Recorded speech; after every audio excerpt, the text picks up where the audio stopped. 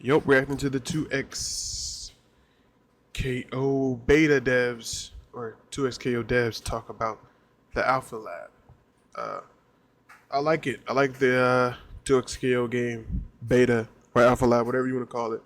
I've been playing it nonstop. I got a lot of videos in the vault, and yeah, it's pretty exciting so far. With their champions. They wanted to see actual like first level strategy with the character. You know, hey, if I try this character, what should I be doing? As opposed to, hey, you know, I'm learning pulse in some of the basics. We also heard like, hey, I want to see more defensive mechanics shown right away so I can protect There's myself. a lot of defensive mechanics. These are all things we're considering and looking into and expect it to be a lot better in the next iteration. I want to dig a little bit deeper into the touches of death and the overall complexity. Like, what are the thoughts around that with the team? You know, touch of death combos. Touch of death combos should not exist in fighting games. My personal opinion, I do not like touch of death combos. I like combos that do a lot of damage if you use everything in your resources, such as like Tekken. In Tekken, if you were to, combo punish someone, then you bounce them off the wall, then you pop heat, you use heat, and then you go into super. That's the type of combos I think fighting games should do to get you maximum damage. Or, Street Fighter, where you waste all your meter until you're level 3, you're in critical. That's the type of damage where it's like, oh, that's why he got 70 or 60%. But in triple KO or in 2x KO, you just get a shit amount of damage for no reason. You already do a shit amount of damage for nothing in this game. I don't see why you would need TODs. Expected a lot of this. However, like we wanted to see additional ways that people were digging into this. And what do I mean? What do I mean by that? Well, we just tuned the damage up. We want matches to go a little bit more quickly, be a little bit faster paced and a little bit more explosive. I agree. But also, when paired with, hey, two champions like hitting a single character, or some of our fuses like Double Down, which lets you combo super into super, or even Fury, which lets you, get a boost of extra damage when you're low on health. These are some of the things we expected to see. We definitely saw folks pushing on a lot of the outliers where they would use multiple Double Down super into supers in a combo, as well as like using multiple OTG like on the ground hits. And so it was great to see all this and hear feedback on it. Ultimately, just to underscore, we don't want the game to be about touch of deaths, right? Thank you. We want them to exist if you spend a ton of resources and Oh, be no. rare. But if we're seeing them super frequently, it's something we want to address, and we're looking into that now. I want to also ask you about the overall complexity of the game. If they do keep touch of death combos should only happen if you spend a level 1. If you're using the double team super fuse, if you spend a level 1, you spend a level 2, you use your assist, and that's the only reason I should see it probably happening. But it's too easy now. There's been a lot of discourse on both sides of people really loving how deep it is, and then other people feeling that it's too hard to get into. Don't change it. It's not What is your hard. take on it? It's pretty Yeah, easy. so that's a great question. We talked a little bit about the pulse fuse and how we want to just get people to find the fun right away, hit some buttons, and we're seeing a lot of that. I think there's a little more we could do there as well. This actually kind of ties into onboarding and maybe unlocking moments later on where it's like, hey, like if you want to graduate, you can go into this like early player experience, check out this champion, see like how you can actually learn the routes from there. There's a lot of systems in this game. That's because we do want a deep game. We want like a crunchy, deep, like you can spend many hours in this game. And Lasts so for years, right? Yeah, and so like we also recognize like, there's an opportunity for players to say like, hey, cool, let me get in here, let me hit some buttons and have some fun, have a really clear path to the next step. We don't want people to be overwhelmed and see all that stuff right away. And so it's a fine line to ride, and it's something that we're working on right now. Yeah, so that brings us into the next thing is matchmaking and netcode. I know there's it better been go be some Reddit different threads, in full people are game. like, there's no matchmaking, but I feel like there's things going on under the hood that might explain it a little bit more. Yeah, absolutely. So when you select fight and you decide to invite a friend or not, you go into the lobby, under the hood, we're matching you up with folks of similar skill. We're also looking at a bunch of other considerations as well. We've definitely heard and seen a lot of feedback around folks getting matched with players in other regions with very high ping. And so this has been great because this has uncovered a lot more work we could do here. On top of that, though, I just want to be really clear. When folks are like, hey, like the matchmaking's not working, there's a lot of things that could be at play. Like we've also seen folks using pulse fuse versus folks that aren't early on, and those matches feeling very lopsided. So that's one thing. I'll allude a little bit to some features that we wanted to get in that we don't have yet. One of them is we want to be able to nudge you and give you a pop-up if your skill starts to deviate, whether you're getting too good for this current lobby, or you're falling a little bit behind, and say, hey, like, do you want to go to another lobby? And a pop-up will appear. You can hit yes, and it'll put you into a more appropriate skill lobby. We also are going to have a feature later where That's pretty good. if you get really far beyond the bounds, it'll be like, hey, we want to get you in another lobby just to ensure that you have a better experience, and it will send you to a new one. But in absence of those, today, if you're playing in the Alpha Lab, if you feel like, oh man, I'm getting beat up a lot in here, like why is everybody a bunch of killers? Or hey, like this is getting a little bit too easy. Maybe your win streak's going too hot, too high in the sky. You can actually just leave the lobby and re-enter, and it will find you a more appropriate lobby. And so I strongly recommend that in the future. And then I don't have finally, that problem. Another thing that I'm we're not that looking at good. is comeback potential. Matches can sometimes feel pretty lopsided, and so we're looking at Last Stand and seeing how well that's performing when it comes to comebacks, and making the matches feel. You don't need comeback potentials. I don't know what he means by comeback. Just probably let him Feel like you finish. have a chance when you're down one champ versus two. So that's a lot of feedback we heard as well, and we really appreciate it. And I think too, No. Okay, he didn't say anything. But you don't need comeback potentials in a game where you have TODs. I mean, in a game where you have TODs, that's the only comeback you need. What's the point of having comeback mechanics if you have TODs? Then you're just going to have another TOD, basically. You're just going to have a character being able to come back. I don't think comeback factors are good. They should have, like, I don't know. Breakers are fine. I do not like comeback mechanics. with so many people coming in, it takes some time for that to kind of naturalize as well. Absolutely. So TLDR, hop back in if the lobby's too hard, exit out and hop back on. Cool. So to dig in a little bit more into the netcode, I've heard and seen reports of really good matchmaking, Bro, these and chairs then are short. sometimes not so great. What is going on there? Can you elaborate a little bit? That's a great question. So first of all, that's one of the reasons we're doing this test. We're testing in a couple of regions just to see, how folks are getting routed and what kind of experience they're having. And so it's something we're looking into actually right now. Pretty good. I don't have bad a internet specific connection. answer for you, but I would just want to say like, hey, if anybody's experiencing like really weird connections or like super high ping, continue to let us know, because that actually lets us like dig in even further. We just want to make a really good, clean experience. And so the more info we can get and feedback from folks, the better. Oh, this one, peripherals.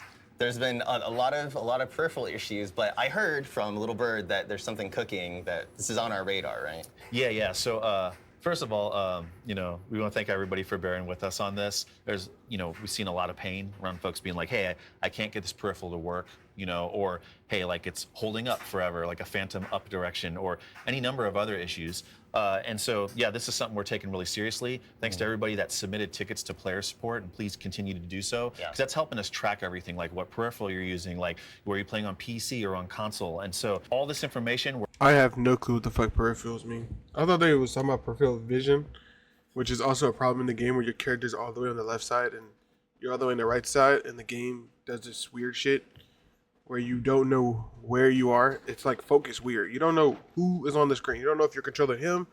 You don't know if the enemy is controlling that person or if they're tagging. You don't know where you are. Every match I've played where that happens, you literally just take like 3 seconds for the game to refocus, and then you start moving. we're collating it, and it's something that we're taking very seriously and going to address. Yeah, one thing that I want to point out too, because you mentioned player support, they've been absolutely amazing. If you have any connection issues or if you're stuck on login, please reach out to player support. We've already had a number of people who've been able to get in after reaching out to player support. So just want to spread that word. So make sure to reach out to player support. We'll put the link in the That shirt kinda I don't know, hard. bio, but we'll figure that out. Now that we've talked about peripherals, can we talk about the control scheme? Because I've seen people discussing, oh, I love it. Oh, I just can't get used to it. What is, like, as game director, what are you thinking when you see all of this? Yeah, so we'll be the first to admit that we're trying something a little different. The control scheme? I mean, I play on controller. I send their Xbox Series S controller.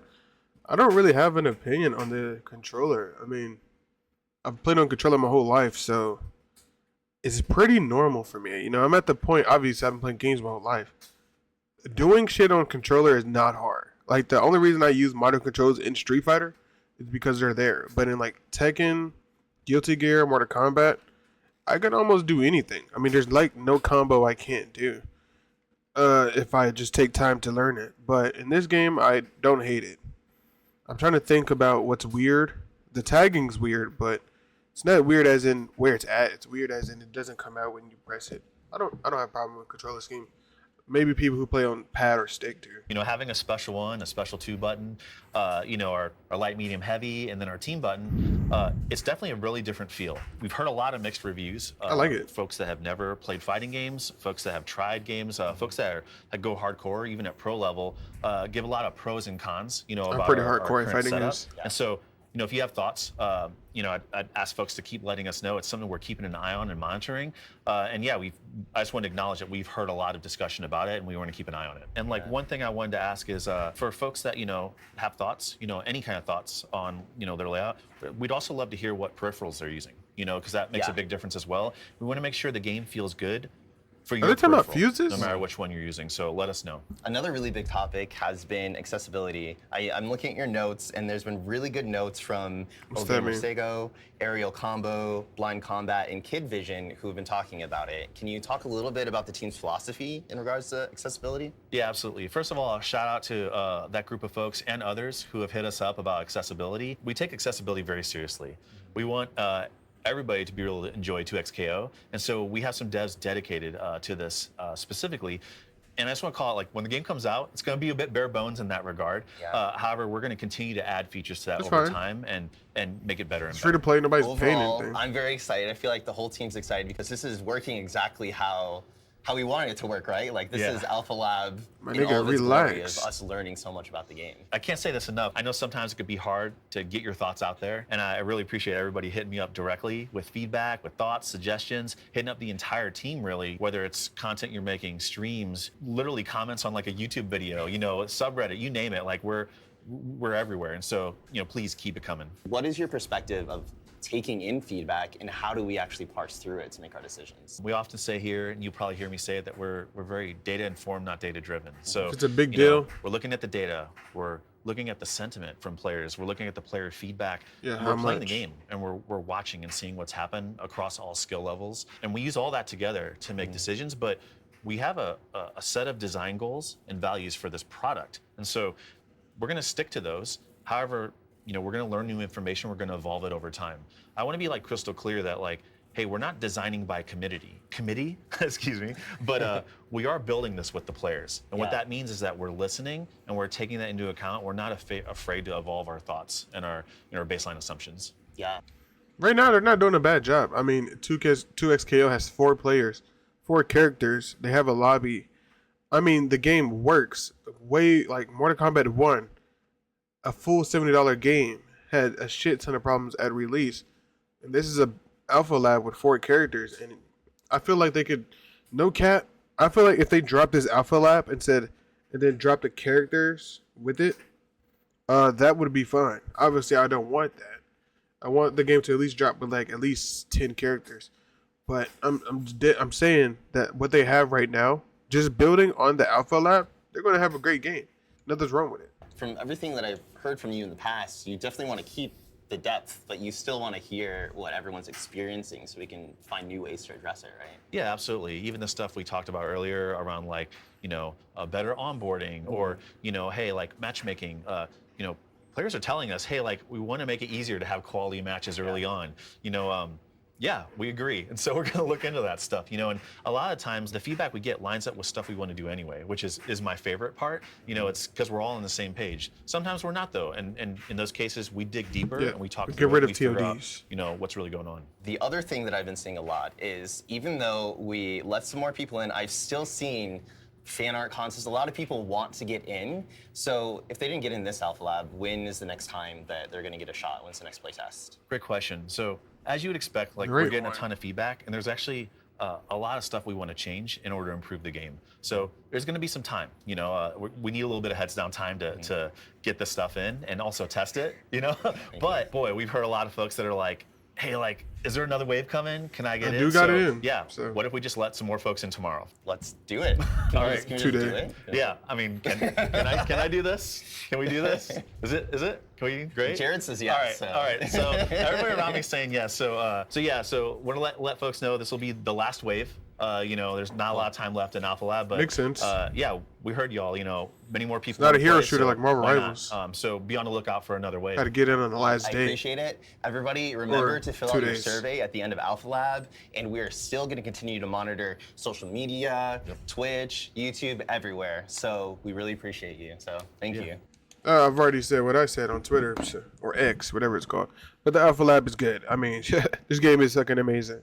As far as it being difficult, if you think 2XKO is difficult, that's fine. But the truth is, every fighting game is difficult. The problem is, the people who got into this game are probably just people who play fighting games. People who sign up for this beta on purpose are people who actually know how to play fighting games. And that's probably sucks for the people who don't know how to play fighting games, because you're playing against people like me who live and breathe fighting games. I'm the type of person to go into the lab and look at frame data before I even hop into a match. So I would say wait for the full release, and you're just going to have people, you're going to have everybody trying it out, and you're going to get people who are on your skill level who don't know what frame data is. But that's it. Peace. I'll see you in the next video, and goodbye.